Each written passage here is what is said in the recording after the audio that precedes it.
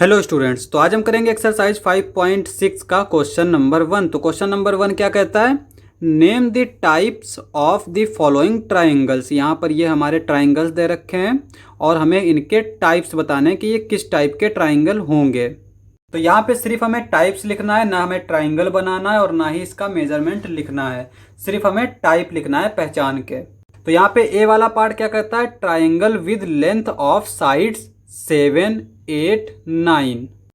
यानी एक ऐसा ट्राइंगल जिसकी साइड्स क्या हो, 7 हो, 8 हो, 9 हो, तो वो हमारा ट्राइंगल किस टाइप का होगा, यानी उसका नाम क्या होगा। तो हम जानते हैं कि अगर किसी ट्राइंगल की तीनों साइड्स इक्वल ना हो तो उस ट्राइंगल को हम क्या बोलते हैं? Scalene triangle. तो यहाँ पर ए वाला जो होगा वो क्या होगा हमारा? Scalene triangle. और अगर सिर्फ समझने के लिए फिगर बनाना चाहें तो इस तरह से हम बना सकते हैं कि ये हमारा एक ट्राइंगल है इस तरह से, जहाँ पर ये हम मान लेते हैं 7 है, ये 8 है और ये 9 है। इसी तरह से बी वाला पार्ट क्या दे रखा है हमारा? Triangle A B C with A B is equals to 8.7 centimetre, A C is equals to 7 centimetre, B C is equals to 6 centimetre. तो यहाँ पे भी हमें एक ट्राइंगल दे रखा है, उसका नाम क्या दे रखा है? A B C.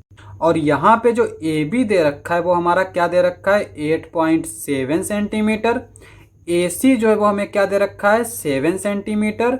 B C जो है वो हमें क्या दे रखा है? 6 सेंटीमीटर। अब यहाँ पे भी हम देख सकते हैं कि तीनों साइड्स क्या है हमारी? डिफरेंट हैं, कोई भी साइड इक्वल नहीं है। तो ऐसे ट्राइंगल को भी हम क्या बोलेंगे? Scalene triangle. अब हम सी वाला पार्ट देख लेते हैं। सी वाला पार्ट क्या कहता है? Triangle P Q R such that P Q is equals to Q R is equals to P R is equals to 5 centimetre.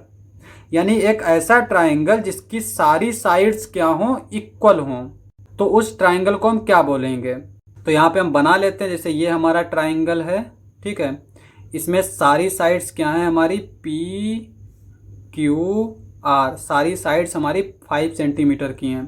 तो जिस ट्राइंगल की साइड्स जो है वो इक्वल होती हैं उसको हम बोलते हैं इक्विलैटरल ट्राइंगल। तो यहाँ पे हम लिख सकते हैं इक्विलैटरल ट्राइंगल। अब हम डी वाला पार्ट देख लेते हैं। डी वाला पार्ट कहता है triangle D E F with measure of angle D is equals to 90 degree. यहाँ पे ये जो एम लिखा है इसको हम पढ़ते हैं मेजर ऑफ एंगल डी, यानी इसमें एक एंगल जो है वो हमें 90 डिग्री का दे रखा है। तो यहाँ पर ये हमारा ट्राइंगल किस तरह से होगा? एक एंगल चूंकि 90 डिग्री का दे रखा है तो यानी हमें इसको इस तरह से बनाना पड़ेगा और यहाँ पे हम इनको आपस में मिला देंगे। और एंगल जो 90 डिग्री है उसका क्या नाम है? डी। तो ये हमारा डी होगा 90 डिग्री का। और बाकी हम इसको किसी को भी ई दे सकते हैं और किसी को भी एफ कह सकते हैं। तो इतनी ही इन्फॉर्मेशन दे रखी है, ना ही हमें इसके लेंथ के बारे में पता है कि क्या है क्या नहीं है, लेकिन हमें सिर्फ ये पता है कि ये एंगल क्या है हमारा? 90 डिग्री है। तो अगर कोई एंगल 90 डिग्री का होता है तो उस एंगल को हम क्या बोलते हैं? Right angle. लेकिन अगर वो एंगल ट्राइंगल में दे रखा हो तो हम उसको बोलते हैं राइट एंगल ट्राइंगल। उसके आगे सिर्फ ट्राइंगल लगा देंगे। तो यहाँ पे डी वाला जो है उसका नाम क्या हो जाएगा हमारा? वो किस टाइप का होगा? Right angled triangle. तो वहां पर हम इसको बोलेंगे राइट एंगल ट्राइंगल। अब हम ई वाला पार्ट देख लेते हैं। ई वाला पार्ट क्या कहता है? Triangle X Y Z with measure of angle y is equals to 90 degree and X Y is equals to Y Z. अब यहाँ पे भी हमें एक एंगल 90 डिग्री दे रखा है तो हम क्या करते हैं? इस तरह से ये ट्राइंगल बना लेते हैं, ठीक है।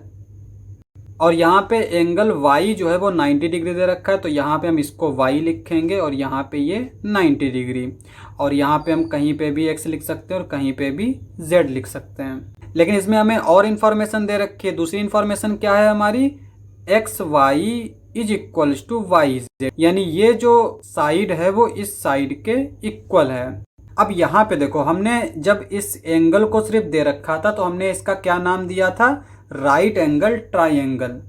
और ट्राइंगल में हम जानते हैं कि अगर किसी भी ट्राइंगल की दो साइड्स इक्वल हो जाएं तो उस ट्राइंगल को हम क्या बोलेंगे, आइसोसेलेस ट्राइंगल। अब यहाँ पे ये जो ट्राइंगल दे रखा है इसमें हमारा ये राइट एंगल भी बना रहा है और दो साइड्स इक्वल भी हैं, तो इसका नाम क्या हो जाएगा, इसका नाम हमारा दोनों नाम के साथ में लिखा जाएगा। तो ई वाले को हम क्या बोलेंगे, आइसोसेलस।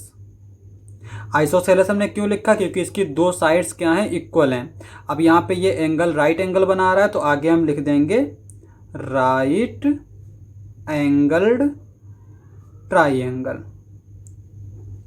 तो इस ट्राइंगल का नाम हमारा आइसोसेलस राइट एंगल ट्राइंगल हो जाएगा।